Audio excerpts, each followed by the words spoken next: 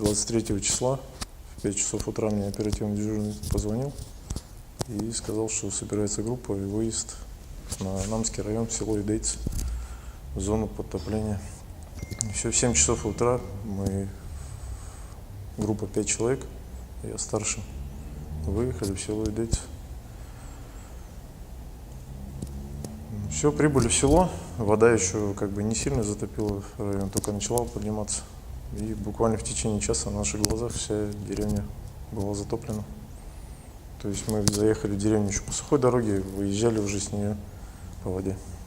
Ну, в данной деревне, населенном пункте, как бы люди привычные.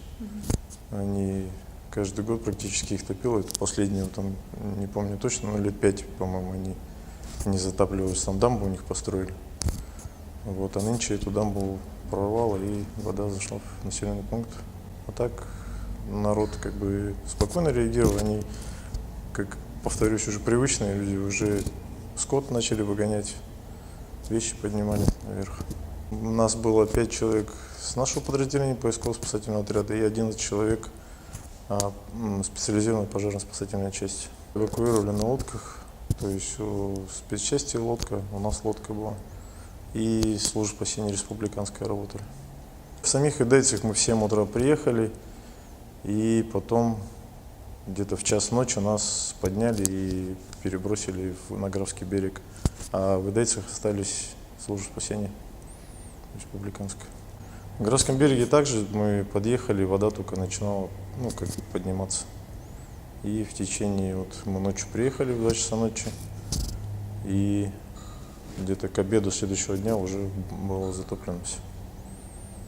Там у них в Апанах, село Апаны, находился ПВР, и людей туда вывозили. Но большая часть уже как бы была предупреждена администрацией, и они выехали. Очень мало народу осталось.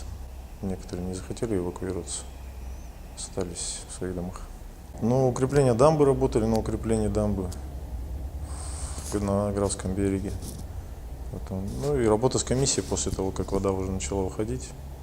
Там комиссия работала по подсчету ущербов. Возили их на острова, они там скот свой пересчитывали, сколько утонуло. И все, эвакуация, доставка питания тем, кто остался. Потом женщина, инвалид, ее, я не знаю по какой причине, ее сразу не эвакуировали, потом пришлось ее на лодке вывозить в больницу.